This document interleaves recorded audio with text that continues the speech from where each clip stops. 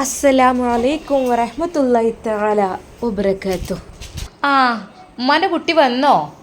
നവാസിനെ കണ്ടുകൊണ്ട് ഉമ്മ പറയുന്നു. വന്നുമ്മ. മക്കളിതാ നുസിൻ്റെ ഒപ്പം കളിക്കുകയാണ്.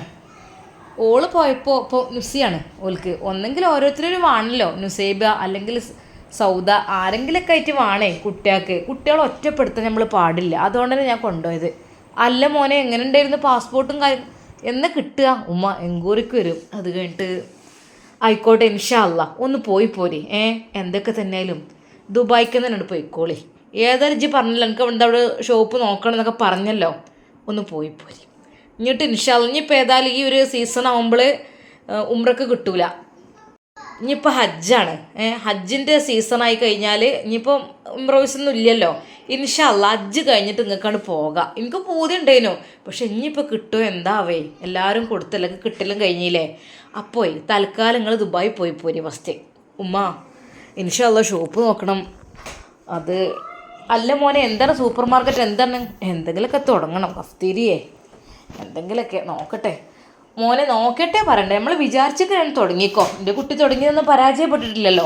എൻ്റെ മക്കൾ ആര് തുടങ്ങിയതൊന്നും പരാജയപ്പെട്ടിട്ടില്ല അല്ലേ. പിന്നെ ഇപ്പം നമ്മളെ ഷാമോൻ്റെ ഉണ്ടല്ലേ ഷോപ്പ്, ഇപ്പോൾ രണ്ടാമത്തെ മാഷാ അല്ലാ നല്ല രീതിയിൽ തന്നെ പോകുന്നുണ്ട്. അതായത് ഓനെന്ന് വെച്ചാൽ മറ്റൊന്നുമല്ല, ഓനക്ക് ഫാമിലി ആയിട്ട് വരുന്നവർക്കുള്ള റൂമും കാര്യങ്ങളും സെറ്റപ്പും കാര്യങ്ങളാകുമ്പോൾ എല്ലാവർക്കും സുഖമാണ്. അങ്ങനെ ഓനത് സെറ്റാക്കി തിരക്കുള്ളടത്ത് വേറെയും എന്തൊക്കെ തന്നെയല്ല കച്ചവടം കൂടുതൽ ആ സ്കൂളിൻ്റെ അവിടെയുള്ള കട തന്നെയാണ് ഐഷാസ് മൊബൈൽസ്. മറ്റേതിൽ പിന്നെന്ന് വെച്ചാൽ വലിയ VIP ആളെ വരുള്ളൂ അങ്ങോട്ട്.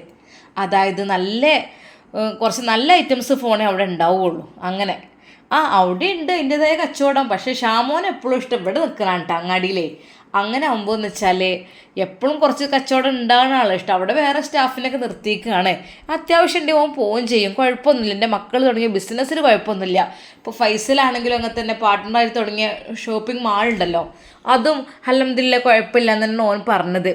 പിന്നെ നവാസേ, തുടങ്ങുകയാണെങ്കിൽ എൻ്റെ കുട്ടി എന്തൊക്കെ തന്നെയായാലും പഠിച്ച റബ്ബിലാണ് തവക്കിലാക്കുക. അപ്പോൾ പഠിച്ചോ നമ്മളത് സഹായിക്കാനെത്തും. പഠിച്ചോ അതിനുള്ള മലക്കുകളെ വിടും. അങ്ങനെയാണ് ചെയ്യുക. പിന്നെന്ന് വെച്ചാൽ തുടക്കത്തിൽ അന്നാമസൂറത്ത് ഓത്, അതൊക്കെ ഞാൻ എൻ്റെ ഷാമോന് പറഞ്ഞിട്ട് എനിക്ക് അറിയാം. എന്നാലും അതൊക്കെ കൊണ്ട് ഓതി കഴിഞ്ഞാൽ തുടങ്ങിയാലേ വലിയ ബർക്കത്ത് തന്നെയാണ്. പിന്നെ എന്തൊക്കെ തന്നെ എനിക്ക് പറയാനുള്ളത് എന്താ വെച്ചാൽ, നമ്മളിപ്പോൾ എന്തെങ്കിലും ഒരു സംഗതി തുടങ്ങുകയാണെങ്കിൽ നമുക്ക് എന്തെങ്കിലുമൊക്കെ ഒരു ഇത് കിട്ടണമെങ്കിൽ എത്തിയും കുട്ടിയൊക്കെ എന്തെങ്കിലും നേർച്ചയാക്കിയാലേ അത് വലിയ ഫലമാണ്.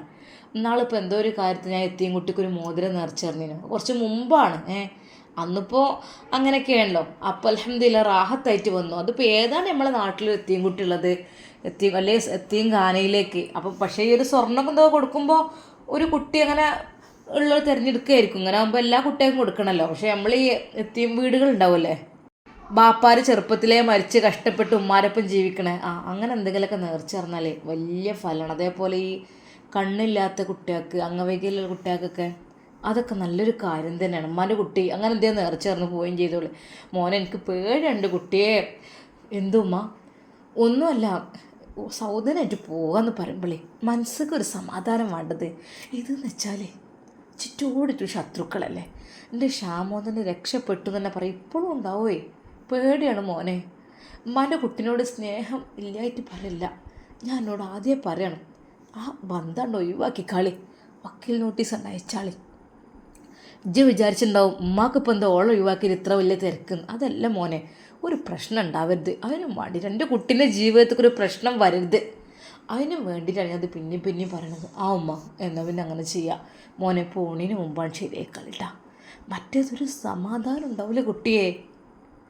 എന്തിനു നന്ന് ഇവിടെ വന്ന് ഒച്ചപ്പാടുണ്ടാക്കി കുട്ടികളെ വലിച്ചാണ്ട് പോയി എന്തായിരിക്കും സ്ഥിതി? നമ്മളെ വീട്ടിലത്തെ സന്തോഷം നഷ്ടപ്പെട്ടില്ലേ?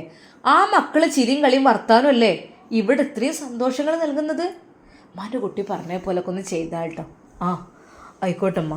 മക്കൾ അപ്പോഴേക്കും നവാസിൻ്റെ ശബ്ദം കേട്ട് ഓടിയത്. എവിടെ എൻ്റെ മക്കൾ? ഉപ്പച്ചി ഞങ്ങൾ കൊണ്ടില്ലല്ലോ.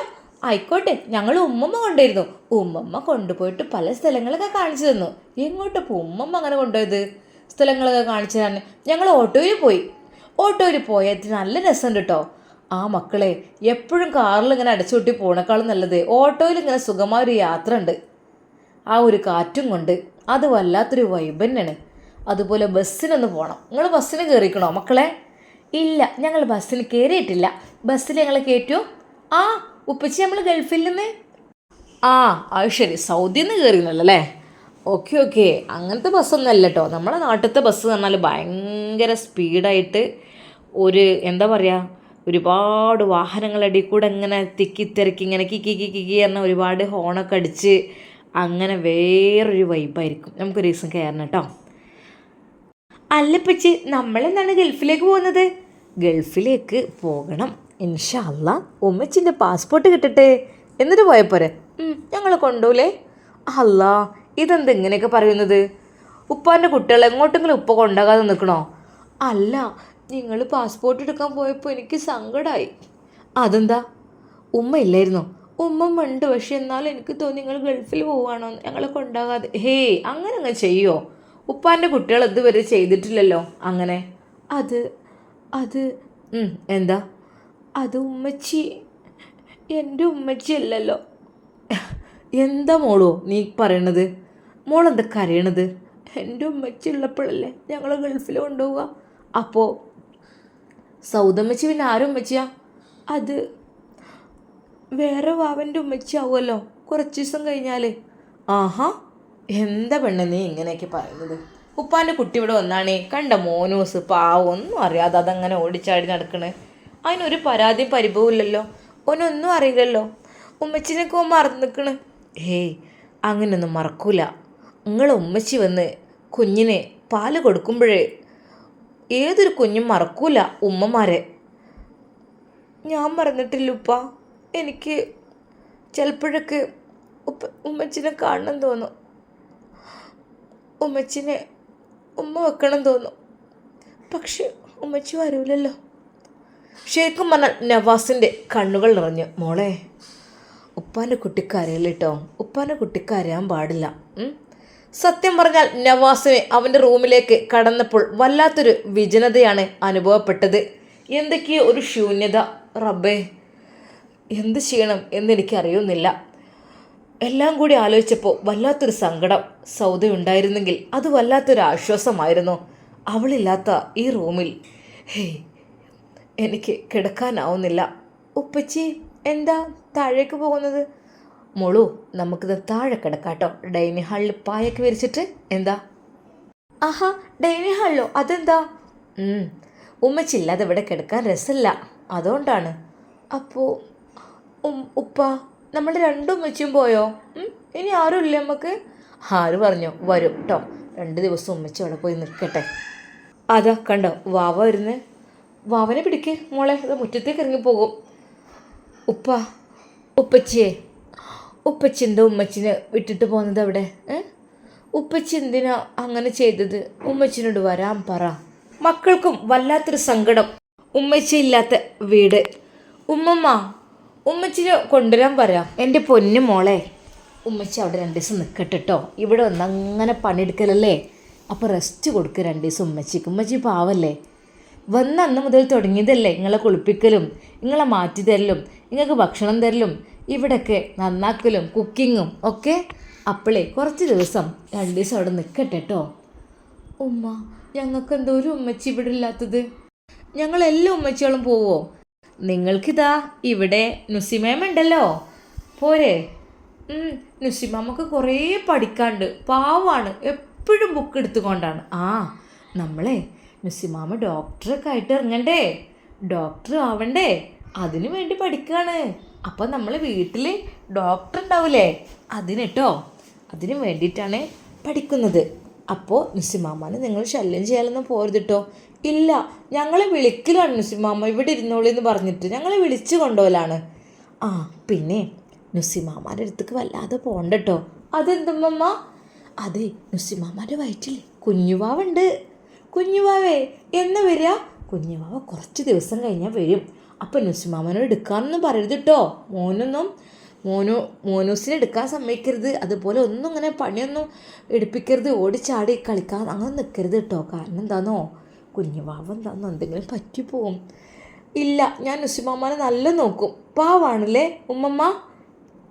മക്കളുടെ സ്നേഹം അത് വല്ലാത്തതായിട്ട് ഉമ്മക്ക് അനുഭവപ്പെട്ടു. പഠിച്ചോനെ, എൻ്റെ കുട്ടികളെ നീ കാത്തുരക്ഷിക്കല്ല, എൻ്റെ കുട്ടികൾക്ക് നീ ഖൈറും ബർക്കത്തും പ്രദാനം ചെയ്യ റഹ്മാനെ. എൻ്റെ എല്ലാവരുടെയും മനസ്സിൽ മക്കളോടുള്ള സ്നേഹം ഇട്ട് കൊടുക്കാൻ പഠിച്ചവൻ തോന്നട്ടെ, കരുണ തോന്നട്ടെ ഈ മക്കളോട്. ഉമ്മയില്ലാതെ വളരുകയാണ്. ഉമ്മയില്ലാത്ത മക്കൾ എന്ന് വെച്ചാൽ അങ്ങനെ ആയിരിക്കും എന്നറിയാം. ഉപ്പ പോയാൽ കഞ്ഞി പോയി, ഉമ്മ പോയാൽ അങ്ങനെ എന്തൊക്കെ ഒരു ചൊല്ലുണ്ടല്ലോ. ആ ഉമ്മ പോയ പോലെ തന്നെ അല്ലേ ഓൾക്ക് ഉമ്മ ഉണ്ടോ? എൻ്റെ കുട്ടികൾക്ക് ഉണ്ടായിരിക്കും, പക്ഷെ എവിടെ ആർക്കറിയാം. എന്താ ചെയ്യുക, എൻ്റെ കുട്ടികളെ വിധി. ആ കുട്ടീൻ്റെ മുഖത്തേക്ക് നോക്കാനാണ് കഴിയാത്തത്. ആ ഓളാ മുഖം കൊണ്ട് എടുത്ത് വെച്ചേക്കണം, ആ ഒരു ചിരിയും ആ ഒരു കണ്ണും. അത് നവാസ് ഇങ്ങനെ കാണുമ്പോൾ എത്ര പൊറുതിയിട്ടുണ്ടാവും. ഏതായാലും പഠിച്ചവനെ ക്ഷമ കൊടുക്ക്. ആ രാത്രി അതാ നവാസിന് ഉറക്കം വരുന്നേ ഇല്ല. അവൻ പായയും തലേണയും എടുത്ത് ഡൈനിങ് ഹാളിൽ ആദ്യം തന്നെ സീറ്റ് ഉറപ്പിച്ചിരുന്നു. ഉമ്മ ചോദിക്കുന്നു, അല്ലൻ്റെ നവാസെ എന്തെന്നിപ്പോൾ ഇവിടെ? നവാസിന് അന്ന് ആ റൂമിൽ കിടക്കുവാൻ കഴിഞ്ഞില്ല. സൗദയില്ലാത്ത ആ ഒരു റൂം അത് വല്ലാത്തൊരു വിഷമമായിട്ട് അവന് തോന്നിയത് കൊണ്ട് തന്നെ താഴേക്ക് ഇറങ്ങി വന്നതാണ്. ഡൈനിങ് ഹാളിൽ പായ വിരിച്ച് കിടക്കുകയാണ് നവാസ്. അവൻ തലക്കും കൈ കൊടുത്ത് കിടക്കുന്നത് കണ്ടപ്പോൾ ഉമ്മ ചോദിച്ചു, എന്തിപ്പത് ഇവിടെ ഈ കാറ്റുണ്ടാവോ ഈ ചൂടത്ത്? ഉമ്മ തണുപ്പുണ്ട്, ഫാൻ ഉണ്ടല്ലോ അത് മതി. അല്ലേ നിങ്ങളൊക്കെ എ സി കിടന്ന് ശീലായതല്ലേ, അതുകൊണ്ടാണ് ചോദിച്ചത്. അല്ല എനിക്കിവിടെ കിടന്ന് ഉറക്കം കിട്ടുമോ? എന്തോ ഉമ്മ അങ്ങനെയൊന്നുമില്ല, നമ്മളൊക്കെ മരിച്ചു പോയാൽ ഇപ്പോൾ എന്താ ഇപ്പം ഉണ്ടാകുക? എ സിയും ഫാനൊക്കെ അതിനുള്ളിൽ ഉണ്ടാവുമോ ഖബറിൽ? ഒന്നുണ്ടോ? ആ അത് ഓർക്കണം, നല്ലതാണ്. പിന്നെ ഈ എന്താ ഭക്ഷണമൊന്നും കഴിച്ചിട്ടില്ലല്ലോ, 2 ചപ്പാത്തി എങ്കിലും തിന്നലുണ്ടല്ലോ, ഡയറ്റ് എന്നൊക്കെ പറഞ്ഞ് നടന്നാലേ കുറച്ചെങ്കിലും തിന്നണം കേട്ടോ. ഇന്നിപ്പോൾ തീരെ തിന്നില്ലല്ലോ. ആ വെറുതെ അല്ല, തീറ്റിച്ചാന്ന് സൗദി ഇല്ലല്ലോ. മറ്റേത് ഓളിങ്ങനെ കുട്ടികളെ തീറ്റിക്കണ മാതിരി അന്യം തീറ്റിക്കും. അങ്ങനെ നോക്കണ പെണ്ണുള്ള അങ്ങനെ ഉള്ളതും ഒരു ഭാഗ്യം തന്നെയാണ്. മറ്റോളിപ്പോൾ എന്തേലും സ്ഥിതി ഒന്ന് തിന്നക്കണോ ചോദിച്ചു, അല്ലെങ്കിൽ കുടിച്ചേക്കണോന്നോ? എന്തായാലും ഒരു കുഴപ്പമില്ല. കുട്ടികളെ കാര്യത്തിലാണെങ്കിലും എൻ്റെ കാര്യത്തിലാണെങ്കിലും ഓൾക്ക് എന്താ പൂതിയെന്ന് വെച്ചാൽ എന്താ ഓർഡർ ചെയ്യും, സാധനം ഇവിടെ എത്തും, ഓള് മേൽക്കാണ്ട് കൊണ്ടുപോകും. അങ്ങനെ എത്ര മന്തി ആയിട്ടും ബ്രോസ്റ്റ് ആയിട്ടും അതായിട്ടും ഇതായിട്ടും അങ്ങനെയൊക്കെ. ഇനിയിപ്പോൾ ഞാൻ ഇല്ലെങ്കിലോ ഒരു തുള്ളി ഇവിടെ കഞ്ഞി ഇവിടെ തീമടൂല. ഒരു കഞ്ഞി ഉണ്ടാവില്ല കുട്ടികൾ പൈച്ചുമ്പോൾ കൊടുക്കണേ, അറ്റങ്ങൾക്ക് അത് തിന്നാൻ കഴിയുമോ? എന്താ ഓർഡർ ചെയ്യണൊക്കെ ആ ചെറുതിനൊക്കെ. എന്നിട്ട് ഞാൻ ഒരു ദിവസം വന്നതിന് ശേഷം ഒരു തുള്ളി കഞ്ഞി അവിടെ വെച്ചിട്ടില്ല. ആകെ അങ്ങോട്ട് എന്നോട് പറയാൻ വെച്ച കുടുക്കടക്കം അതാ വെച്ച് പോയി, അതടക്കം ആ ഒരു കറീൻ്റെത് ഒന്നും ഫ്രിഡ്ജിക്ക് വെച്ചിട്ട് കുഴപ്പമില്ലായിരുന്നു. ആ ഒരു കുടുക്കിയിൽ അതങ്ങനെ നിന്ന് ഒരു യാതൊരു സ്മെല്ല് അടുക്കളയിലേക്കാണ് ചെന്നപ്പോൾ പൊന്നാരേ, ആ പാത്രങ്ങളും ഗ്ലാസും കയ്യിലും അതൊക്കെ മോറാൻ കെടുക്കാമെന്ന് മാത്രമല്ല സാധനങ്ങളൊക്കെ കേടെന്നിട്ട് ആ ഒരു കുടുക്കിയത്തെ ചോറൊക്കെ ഒന്ന് ഒഴിവാക്കി വൃത്തിയായി മോറിയൊക്കെ ഒന്നും ചെയ്തിട്ടില്ല. അപ്പം എന്താ ഞാൻ ഇല്ലാത്ത 2 ദിവസം ഓർഡർ ചെയ്ത് കഴിക്കണ്, അങ്ങനെ പോവാണ്. അങ്ങനെയായിരുന്നു സ്ഥിതി. എന്തൊക്കെ തന്നെ എൻ്റെ പൊന്നാര മോനെ, അതിനെ അപേക്ഷിച്ച് നോക്കുകയാണെങ്കിൽ എൻ്റെ കുട്ടി രക്ഷപ്പെട്ടിക്കണല്ലേ എൻ്റെ മോനെ. ഉമ്മ അൽഹംദുലില്ലാ, പഠിച്ച റബ്ബിനോട് എത്ര സ്തുതിച്ചാലും മതിയാവില്ല. അങ്ങനെയാണ്. എന്നാൽ എൻ്റെ മോനെ കിടന്നുറങ്ങിക്കോ, ഇനിയിപ്പോൾ ഇങ്ങനെ ഉറക്കം വെച്ച് നടക്കണ്ട. മോനെ 2 ദിവസം അവിടെ പോയി എങ്ങനെ ഇങ്ങനെ തള്ളി നിൽക്കുക? ഇപ്പോൾ ഫസിയെ പോയതിന് ശേഷം കുറേ നിന്നതിനല്ല മക്കളെയും കൊണ്ടതിൻ്റെ മേലെ. അന്നൊന്നും എനിക്ക് ഈ ഒരു പൊറുതിയേടില്ലല്ലോ, ഇന്നിപ്പോൾ എന്താ എനിക്ക് ഇത്ര ഒരു പൊറുതിയേട്? ഉമ്മ അത് ഒന്നുമില്ല. അല്ലമ്മ ക്ഷാമം വന്നില്ലേ? ഒന്ന് കുറച്ച് ലേറ്റാവെന്ന് പറഞ്ഞേനെ. അപ്പോൾ എന്തൊരു അത് ഓനെന്ത് സാധനങ്ങൾ വരുന്നോ അങ്ങനെയൊക്കെ പറഞ്ഞിട്ട് ഉമ്മ സമയം ഒരുപാടായല്ലോ, എന്തെപ്പോഴും കാണാമല്ലോ. അതന്നെ പറയുമ്പോൾ തന്നെ എവിടെ എൻ്റെ ഈ കുട്ടി പോയിക്കണമെന്ന് വിളിച്ചോക്കടാ. അങ്ങനെ അതാ നവാസ് വിളിക്കുന്നു ഷമ്മാസിനെ. ഹലോ ഷാമോനെ, ഈ എവിടെ? ഇക്ക ഞാൻ വരുന്നുണ്ട്, കുറച്ച് ലേറ്റാവും. അതായത് എനിക്ക് കുറച്ചും കൂടി ലഗേജ് വന്നതേ ഒന്ന് സെറ്റാക്കാനൊക്കെ ഉണ്ടായിരുന്നു. അപ്പോൾ ഞാൻ സ്റ്റാഫുകളും ഉണ്ട്, അപ്പോൾ പിന്നെ ഒരൊറ്റക്കിട്ട് പോകണ്ടല്ലോ വിചാരിച്ചിട്ട് നമ്മൾ നിന്നതാണ്. ഓക്കെ അല്ല ഇമ്മ വിളിക്കാൻ പറഞ്ഞതാണ്. നുസൈബയും ഷമ്മാസിനെ കാത്തിരിക്കുകയാണ്. പഠിച്ചോനെ ഇക്കാക്ക് ഡൈനിങ് ഹാളിൽ കിടക്കുന്നുണ്ട്, അതുകൊണ്ട് തന്നെ ആ ഭാഗത്തേക്കൊന്നും പോകാൻ തോന്നുന്നില്ല. കാരണം അതിലങ്ങോട്ട് പോകുമ്പോൾ ഒരു മടിയാണല്ലോ. അദ്ദേഹം അവിടെ സ്വസ്ഥമായി കിടന്നോട്ടെ. പിന്നെ ഡൈനിങ് ഹാളിൽ ഇത്താത്ത ഇല്ലായിട്ടായിരിക്കും. എന്തൊക്കെ തന്നെയായാലും സൗദത്താക്കൊന്ന് വിളിച്ചോക്കട്ടെ. അങ്ങനെ അതാ നുസൈബ സൗദക്ക് വിളിക്കുന്നു. സൗദിയുടെ ഫോൺ ബെല്ലടിക്കുന്നു. ഹലോ അസ്സലാമു അലൈക്കും. ഇത്ത ഉറങ്ങിയോ? ഇല്ലടി ഉറങ്ങിയിട്ടൊന്നുമില്ല. ഉറങ്ങാൻ വേണ്ടി ഇമ്മ ഇങ്ങനെ ഓരോ ഇതൊക്കെ പറഞ്ഞപ്പോഴേ ഞാൻ അങ്ങനെ ഓരോ കഥയും വർത്താനൊക്കെ ആയിട്ട് ഇങ്ങനെ പോകണം. ആ എന്തിട്ട് എല്ലാവരും ഭക്ഷണം കഴിച്ച് കിടന്നോ? ഇക്കാക്കത് ഡൈനിങ് ഹാളിലാണെന്ന്. ഏ ഡൈനിങ് ഹാളിലോ? അത് ഇത്താത്തില്ലായിട്ടിരിക്കുവേ. ഞാൻ ആദ്യം ഇല്ലായിരുന്നല്ലേടി, ഞാനിപ്പോഴല്ലേ അങ്ങോട്ട് വന്നത്. നിങ്ങളെല്ലാവരും അല്ലായിരുന്നോ ആദ്യം ഉണ്ടായിരുന്നത്? നിങ്ങളൊക്കെ ഇപ്പോഴും അവിടെ ഉണ്ടല്ലോ. സൗദ പറയുന്നു. അല്ലിത്താത്ത സത്യം പറയാട്ടോ. സത്യം പറയാന്ന് വെച്ചാൽ നിങ്ങളൊരിക്കലും അത് കളവാന്ന് വിചാരിക്കരുത്. എന്താ നുസിയെ? സത്യം പറഞ്ഞാൽ ഇത്താത്ത പോയിട്ട് എനിക്കുണ്ട് വല്ലാത്ത വിഷമം. ഉമ്മാക്കൊക്കെ ഉണ്ട് കേട്ടോ, മക്കൾക്കുണ്ട്. ആണോ പഠിച്ചോനെ, അങ്ങനെയാണോ? അത് ഇത്താത്ത സത്യം പറഞ്ഞാൽ വൈകുന്നേരമൊക്കെ നിങ്ങളുടെ കൂടെ ഇരുന്നിട്ട് നമ്മളിങ്ങനെ ഓരോ കഥകളൊക്കെ പറഞ്ഞിരിക്കുമല്ലോ, അത് നമ്മൾ രണ്ടാളായിട്ട് നല്ല ഉമ്മയും കൂടെ ഉണ്ടാവും. ഉമ്മാനെ നമ്മളൊരിക്കലും വേർപ്പെടുത്താറില്ലല്ലോ. കാരണം ഉമ്മാക്കതൊരു വിഷമാവൂലേ. അതുകൊണ്ട് ഉമ്മാനെയും കൂട്ടിയിട്ട് നമ്മൾ ഓരോ രസങ്ങളൊക്കെ പറഞ്ഞിരിക്കുമ്പോഴേ സത്യം പറഞ്ഞാൽ ഇന്ന് അതൊന്നും ഉണ്ടായിട്ടില്ല. എന്തൊക്കെയോ ഒരു മൂഡ് ഓഫ്. അല്ലടി ക്ഷാമോ വന്നോ?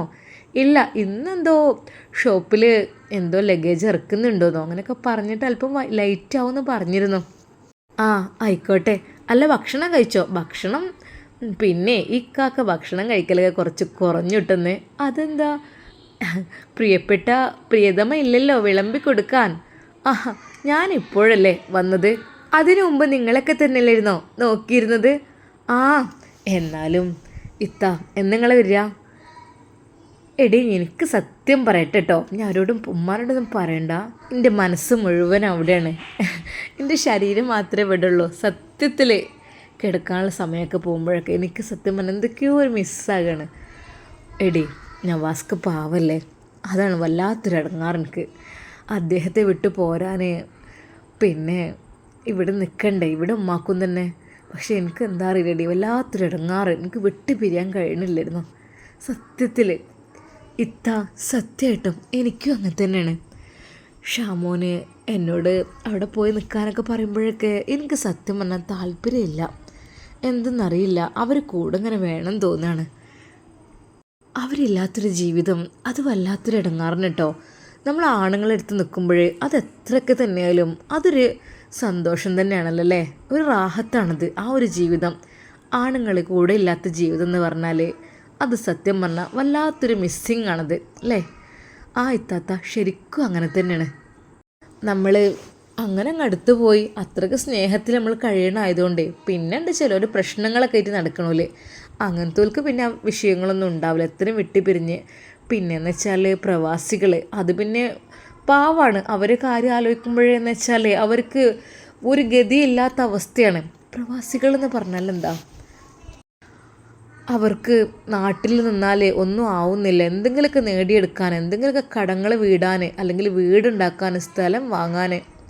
പാവം പ്രവാസികളുടെ സ്ഥിതിക്ക് ആലോചിക്കുമ്പോൾ ഭയങ്കര ഒരു സങ്കടമാണ്.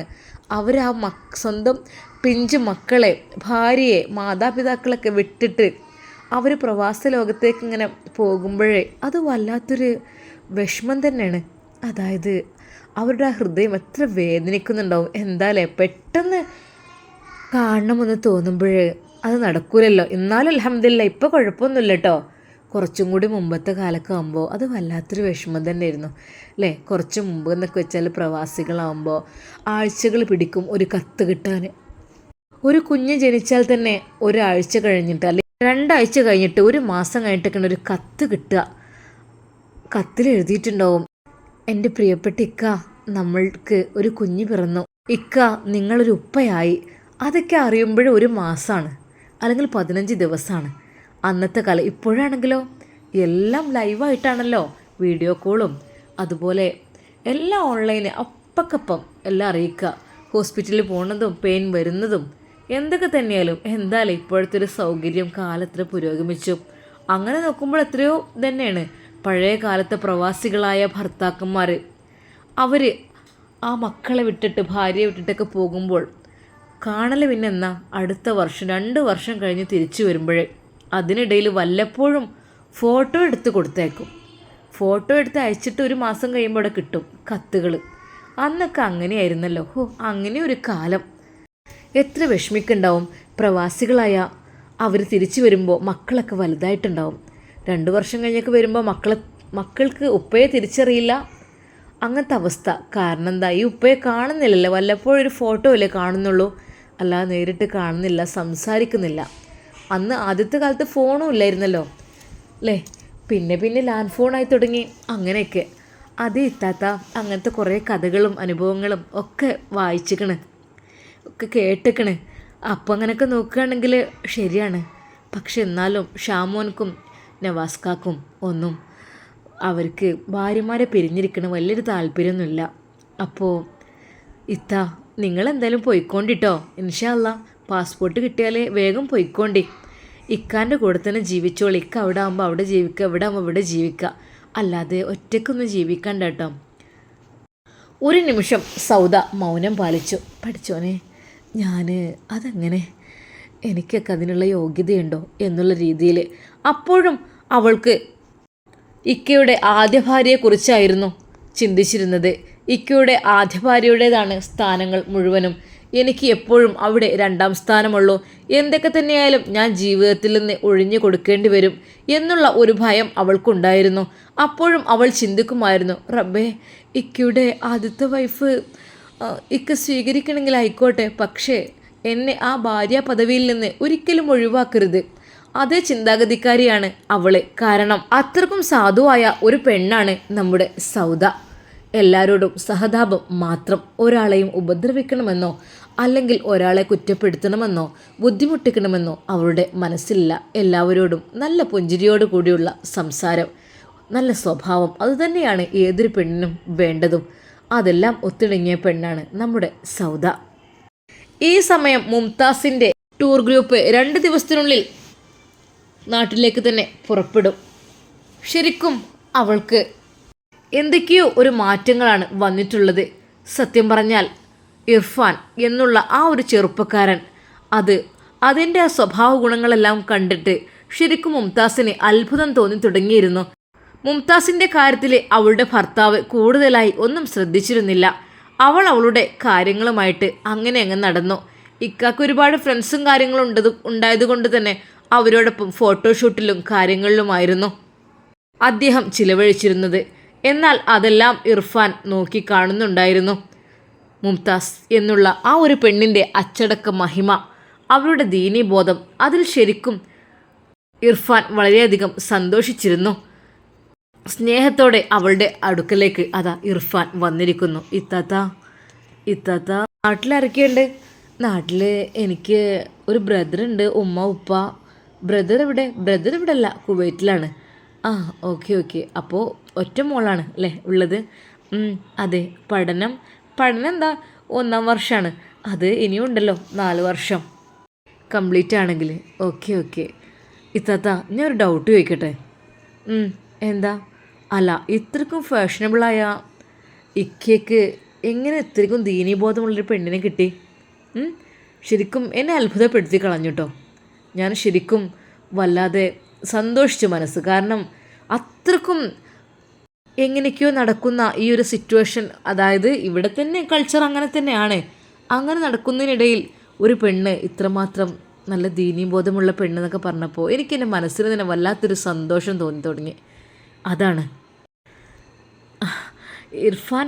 അത് നമ്മൾ എവിടെ ചെന്നാലും, അതായത് എനിക്ക് ഇതാണ് പറയാനുള്ളത്, എൻ്റെ ഒരു കൾച്ചർ അനുസരിച്ച് നമ്മളിപ്പോൾ അമേരിക്കയല്ല, ലോകത്തിൻ്റെ ഏതൊരു ഭാഗത്ത് ചെല്ലുകയാണെങ്കിലും ഇനിയിപ്പോൾ അവിടുത്തെ വസ്ത്രങ്ങൾ അത്രമാത്രം ഡ്രസ്സ് ഇല്ലാതെ നടക്കുന്ന സ്ഥലത്ത് പോയി പെടുകയാണെങ്കിലും നമ്മളെ ഐഡൻറ്റിറ്റി കാത്തു സൂക്ഷിക്കണം.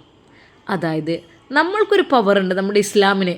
നമ്മൾക്ക് ഏതൊക്കെ ഭാഗം മറക്കണം, എവിടെയൊക്കെ നമ്മൾ ശ്രദ്ധിക്കണം എന്നുള്ള രീതിയിൽ, അതായത് എവിടെ ചെന്നാലും അവരുടെ പോലെ ആകുകയെന്നല്ല, നമ്മളെപ്പോഴും ഇസ്ലാമിന് നമ്മുടെ പേര് കാത്തു സൂക്ഷിക്കണം.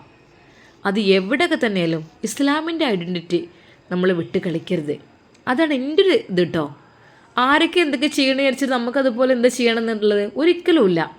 നമുക്ക് നമ്മളുടേതായിട്ടുള്ള ഒരു രീതിയുണ്ട്, അതിനനുസരിച്ച് നമ്മൾ ജീവിച്ചാലും നമുക്ക് യാതൊരു പ്രോബ്ലം ഉണ്ടാവില്ല. അല്ല, എന്നാൽ ഇത്രയധികം ആൾ ഇങ്ങനെ ഇത്രമാത്രം വസ്ത്രധാരണം ചെയ്ത് നടക്കുന്ന ഈ ഒരു സിറ്റുവേഷനിൽ നിങ്ങൾ അതിനിടയിൽ ഇത്രമാത്രം, അതാണ് എനിക്ക് അത്ഭുതം. അതേടാ, അത് മോനെ, എവിടെയൊക്കെ തന്നെയാണെങ്കിലും നമ്മൾ നമ്മളെ പേര് കളയരുത്. എപ്പോഴും അതിൻ്റെ ഒരു പവർ, ഇസ്ലാമിൻ്റെ പവർ എപ്പോഴും നിലനിർത്തണം. അത് ഇസ്ലാമിക വസ്ത്രധാരണത്തിൽ തന്നെ നടക്കുമ്പോഴേ അതൊരു ഭംഗി തന്നെയാണ്. എന്തിനാ ആളുകൾ അങ്ങനെ ചെയ്യുന്നുണ്ട്? അവരുടെ അവരുടെ ഇഷ്ടം, നമുക്ക് നമ്മുടെ ഇഷ്ടം, അങ്ങനെയാണല്ലോ. അങ്ങനത്തെയാണ് ഞാൻ, ആ രീതിയിലാണ് ഞാൻ ചിന്തിക്കുന്നത്. അതിപ്പോൾ ഞാൻ കോളേജിൽ ഇവിടെ ജോയിൻ ആയ മുതൽ തന്നെ അങ്ങനെ തന്നെയാണ് കേട്ടോ. ഇവിടെ വന്നതിന് ശേഷം തന്നെ എനിക്ക് എൻ്റേതായിട്ടുള്ള വസ്ത്രധാരണം കാര്യങ്ങളൊക്കെ ഉണ്ട്. അതിനപ്പുറത്തേക്ക് എന്നെ കിട്ടില്ല. അതാണ് എനിക്കിഷ്ടം. ഇത്ത, ശരിക്കും നിങ്ങളെപ്പോലത്തെ ഒരു പെണ്ണിനെ എനിക്കും കെട്ടാൻ ആഗ്രഹമുണ്ട്. എന്നെപ്പോലെ തോന്നല്ല, ഞാനൊന്നും അത്ര നല്ലതല്ല. എന്നെക്കാൾ എത്രയോ നല്ല പെൺകുട്ടികൾ ഇവിടെ ഉണ്ടാകും. എവിടെയാണെന്ന് വെച്ചാൽ നല്ല പെൺകുട്ടികൾ ഉണ്ടെങ്കിൽ നോക്കുക, കല്യാണം കഴിക്കുക, അതൊക്കെ തന്നെ. ഇൻഷാ അല്ലാ ഞാൻ നോക്കട്ടെ, എൻ്റെ ഫ്രണ്ട്സിൻ്റെ ഇടയിലൊക്കെ ഉണ്ടെങ്കിൽ ഇൻഷാ അല്ലാ നിനക്ക് പറ്റിയ ദീനീബോധമുള്ള പെൺകുട്ടികളല്ലേ, അതാണല്ലോ വേണ്ടത്. അതേ ഇത്ത, ഒരുപാട് വിദ്യാഭ്യാസം കാര്യങ്ങളും വേണമെന്ന് ഞാൻ പറയുന്നില്ല, പക്ഷേ ദീന് വേണം പെൺകുട്ടികൾക്ക്, അതേ ഞാൻ നോക്കണുള്ളൂ. എനിക്കതാണ് ഇഷ്ടം. അതായത് വേറെ കുറേ പഠനം അതുപോലെ സ്വത്തും തറവാടോ ഒന്നും ഞാൻ നോക്കണില്ല. എനിക്ക് ദീനുള്ള പെണ്ണായി കഴിഞ്ഞാൽ ജീവിതത്തിൽ സമാധാനമുണ്ടാവും, മാത്രമല്ല ഇരു ലോകത്തും വിജയിക്കും. അല്ല ഇർഫാനെ, ഞാൻ ചോദിക്കട്ടെ, ഇർഫാൻ എങ്ങനെയായി തീർന്നു? ഇർഫാനെ എന്താ എല്ലാവരെ പോലെ അല്ലല്ലോ, തികച്ചും വ്യത്യസ്തമാണല്ലോ. എൻ്റെ വീടെന്ന് വെച്ചാൽ അങ്ങനത്തെ സിറ്റുവേഷനാണ്.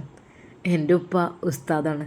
പിന്നെ എനിക്ക് വിദേശത്ത് പോയി പഠിക്കണം എന്നൊക്കെ പറഞ്ഞപ്പോൾ എൻ്റെ ഉപ്പ അങ്ങനെ പറഞ്ഞു. ഉപ്പാക്ക് ഇഷ്ടമാണ്, ഇത്രയും പഠിപ്പിക്കുന്ന ഇഷ്ടമാണ്. അങ്ങനെ ഞാൻ പഠിക്കുവാൻ വേണ്ടി പോന്നു. അപ്പോൾ പഠനം കഴിഞ്ഞ് ഇവിടെ ജോലിയൊക്കെ സെറ്റാക്കിക്കൊണ്ട് ഇരുന്നപ്പോൾ ഫസ്റ്റ് ജോയിനായി. അങ്ങനെയൊക്കെ തന്നെ കയറിയിട്ടേ ഉള്ളൂ കേട്ടോ. ഇതാ പഠനം കഴിഞ്ഞ് ഇറങ്ങിയിട്ടേ ഉള്ളൂ. അല്ല എന്താ ഇൻഷാ അല്ലാ ഉണ്ടെങ്കിൽ പറയണം കേട്ടോ. അതായത് എന്താണെന്ന് വെച്ചാൽ എനിക്കും അങ്ങനെയൊക്കെയുള്ള ബന്ധമാണ് എനിക്കിഷ്ടം, അതാ പറയുന്നത്. ആയിക്കോട്ടെ ഇൻഷാ അല്ലാ, എന്തായാലും തീർച്ചയായും. പെട്ടെന്നതാ ഇർഫാൻ്റെ പിരടിയിലൂടെ ഒരു ശക്തമായ അടി വന്ന് വീഴുന്നു. ആ എന്താ, ആരാ? എന്താടാ നീ കുറേ നേരമല്ലേ തുടങ്ങിയിട്ട്? അത് ഇക്ക ഞാൻ എന്താ എൻ്റെ ഭാര്യയുടെ കൂടെ നിന്ന് എന്താണ് നീ സംസാരിക്കുന്നത്? ഞാൻ ശ്രദ്ധിക്കാനിട്ടല്ല. ഇതെന്താ നിങ്ങൾ പറയടി, എന്താ നിങ്ങൾ തമ്മിൽ? അപ്പോഴേക്കും നിങ്ങൾ അങ്ങോട്ട് എക്സായി മാറിയോ? അതിനാണ് നിന്നെ കൊണ്ടുവന്നത്? ഇക്ക എന്തിനാ ആ പാവത്തിന് തല്ലിയത്? പിന്നെന്താ തല്ലണ്ടേ? ഞാൻ തല്ലിക്കൊല്ലും വേണ്ടാത്തിന് നിന്നാൽ. എന്ത് വേണ്ടാത്തിന്? നിങ്ങൾ കുറേ ആയല്ലോ തുടങ്ങിയിട്ടത്. ഇക്ക നിങ്ങൾ അവരുടെ കൂടെ ചാടിക്കളിക്കാനും ഇതിനും പോയപ്പോൾ ഞങ്ങൾ കുറച്ച് കാര്യങ്ങൾ ഡിസ്കസ് ചെയ്തതാണ്. ഡിസ്കസ് ചെയ്യുക എന്തിനെ? എൻ്റെ കൂടെ ഇവിടെ നിന്നിട്ട് അവൻ്റെ കൂടെ പഞ്ചായത്തടിക്കാനാണോ ഞങ്ങോട്ട് കൊണ്ടുവന്നത് നിന്നെ? ഇക്ക ദയവായി അനാവശ്യം പറയരുത്. ഒരു അനാവശ്യമായൊരു വാക്ക് പോലും ഞങ്ങളിവിടെ. നീ ഒന്ന് പോടി എന്ന് പറഞ്ഞുകൊണ്ട് അതാ മുംതാസിൻ്റെ മുഖമടക്കി ഒന്ന് അവൻ ആഞ്ഞ് കൊടുക്കുന്നു. അപ്പോഴേക്കും അതാ ഇർഫാൻ്റെ കൈകൾ അവിടെ എത്തി അത് തടഞ്ഞു. സാറേ വേണ്ട. എന്തിനാ പാവം പെണ്ണിനെ വെറുതെ അടിക്കുന്നത്? മാറി നിൽക്കടാ, അതെൻ്റെ ഭാര്യയാണ്. നീ ആരെ തടുക്കാൻ? വേണ്ട, അങ്ങനെ അടിക്കാൻ പാടില്ല പെണ്ണുങ്ങളെ. പെണ്ണുങ്ങൾ എന്ത് കാര്യത്തിന് അടിക്കണ്? കാര്യമില്ലാതെ അടിക്കാം. കാര്യമില്ലെന്നോ? നിന്നോട് മാറി നിൽക്കടാ അങ്ങോട്ട്. വലിയൊരു പ്രശ്നമാണ് അവിടെ ഉണ്ടായിക്കൊണ്ടിരിക്കുന്നത്. പെട്ടെന്ന് മുംതാസ് എഴുന്നേറ്റ് പറഞ്ഞു, തല്ലിക്കോട്ടെടാ, തല്ലട്ടെ, എന്നെ തല്ലിക്കൊല്ലട്ടെ, എന്നാലെങ്കിലും എന്നോടുള്ള പക വീടട്ടെ. അത് വേണ്ട, പെണ്ണുങ്ങൾ വെറുതെ തല്ലാൻ പാടില്ല. അത് ഇക്ക, ഞാൻ നിങ്ങളുടെ ഭാര്യയോട് സംസാരിച്ചിട്ടുണ്ടെങ്കിൽ ഞാൻ മാപ്പ് ചോദിക്കുകയാണ്. അവരെ നിങ്ങൾ ഉപദ്രവിക്കരുത് ദയവായി. അവരൊരു പാവം പെണ്ണാണ്. ഓഹോ, നീ ഇപ്പോൾ നിങ്ങളങ്ങനെ വല്ലാതെ സ്നേഹമായി പോയില്ലേ? ഞാൻ പിന്നെ ആരാ ഇവിടെ? ഞാൻ എന്തിനാ? അല്ല ഇക്ക അവിടെ പോയപ്പോൾ ഇത്തൊരു കാര്യങ്ങൾ ചോദിച്ചപ്പോൾ ഒന്ന് പറഞ്ഞു കൊടുത്തു എന്ന് മാത്രം. അല്ലാതെ പോടാ, വിട്ടുപോ. ഈ പരിസരത്ത് നിന്നെ കാണരുത്. നിനക്ക് ഞാൻ വെച്ചിട്ടുണ്ടടി. ഓനെപ്പോഴൊക്കെ തടുക്കാൻ വന്നിരിക്കുന്നു. അയാൾ അട്ടഹസിച്ചു. ഇർഫാൻ അങ്ങോട്ട് കടന്നു വന്നു. ഇക്ക, ഞാൻ പറഞ്ഞിട്ടുണ്ട്. ഇത്ത നല്ല കാര്യങ്ങൾ കുറച്ച് പറഞ്ഞതാണ്, അല്ലാതെ വേർന്നു. പോടാ അവിടുന്ന്. നല്ല കാര്യം. കുറേ നേരമായി രണ്ടും കൂടി തുടങ്ങിയിട്ട്. അയാൾ ദേഷ്യം കൊണ്ട് അതാ പുളഞ്ഞ് നേരെ അതാ മുംതാസിൻ്റെ അടുക്കലേക്ക് വീണ്ടും അലറിയെടുക്കുന്നു. അയാൾ തൊടരുത്, തൊട്ടു പോവരുത്, ഇത്ത പാവമാണ്. അവൻ ശബ്ദത്തിൽ പറയുമ്പോഴേക്കും അയാളുടെ കൈകൾ അവളുടെ കവിളിൽ പതിഞ്ഞിരുന്നു. അത് കണ്ട് ഇർഫാന് സഹിച്ചില്ല. അവൻ അയാളുടെ നേർക്ക്, ഇക്ക നിങ്ങൾ ചെയ്ത് ഒട്ടും ശരിയല്ല, ഇതെന്താണ്, നീയൊന്ന് പോടാ വീണ്ടും. അപ്പോഴേക്കും അവിടെയുള്ളവർ അതാ ഒരുമിച്ച് കൂടുന്നു. എന്ത് പ്രശ്നം, വാട്ട് പ്രോബ്ലം എന്നുള്ള രീതിയിൽ. നോ പ്രോബ്ലം, അയാൾ അത് പറയുന്നു. മുംതാസിന് സങ്കടവും ദേഷ്യവും ഒരുമിച്ച് വന്നു. എന്തിൻ്റെ പേരിലാണ് നിങ്ങൾ എന്നെ അടിച്ചത്, എന്തെങ്കിലും ഒരു കാരണം? കാരണമില്ല അല്ലേ, എന്തൊക്കെ ഇവിടെ സംഭവിക്കണത്, ഞാനെല്ലാം അറിയുന്നുണ്ട്, കാണുന്നുണ്ട്, പറയടി എന്താ ഇവിടെ സംഭവിച്ചത്. അയാൾ വീണ്ടും. ഇർഫാൻ അങ്ങോട്ട് വരുന്നു. തുടരരുത് സാറേ, ഇനി തുടരുത്. ഒരടി നിങ്ങൾ അടിച്ചോ, നിങ്ങളുടെ സംശയാസ്പദമായ അതിൽ നിന്ന് രക്ഷപ്പെടാൻ വേണ്ടിയിട്ട്. പക്ഷേ ഇനി അടിക്കാൻ ഞാൻ സമ്മതിക്കില്ല. ആഹാ, നീ അത്രക്കായോ, ഇതെൻ്റെ ഭാര്യയാണ്, ഇപ്പം എന്താ നിൻ്റെ ഭാര്യയെ ഞാൻ കണക്ക് കൂട്ടിയോ? ഇർഫാൻ അവളെ തടുത്തു നിർത്തി. ഇർഫാൻ, വേണ്ട, എന്നെ അടിച്ചോട്ടെ, എന്നെ കൊന്നോട്ടെ, എന്നെ എന്ത് വേണമെങ്കിൽ ചെയ്തോട്ടെ, മാറിക്കൊടുക്ക്. അയാൾക്ക് എന്നോട് ആദ്യമേ പകയാണ്. എന്തോ ഒരു കാര്യത്തിന് വേണ്ടിയിട്ടാണ് എന്നെ സോപ്പിട്ട് ഇവിടെ എത്തിച്ചത്. ഇപ്പോൾ അതൊക്കെ കഴിഞ്ഞല്ലോ, പോകാനൊരുങ്ങിയല്ലോ, ഇനി എന്നെ വെച്ചേക്കില്ല, എന്നെ തല്ലിക്കോട്ടെ, മാറിക്കൊടുക്ക് ഇർഫാൻ.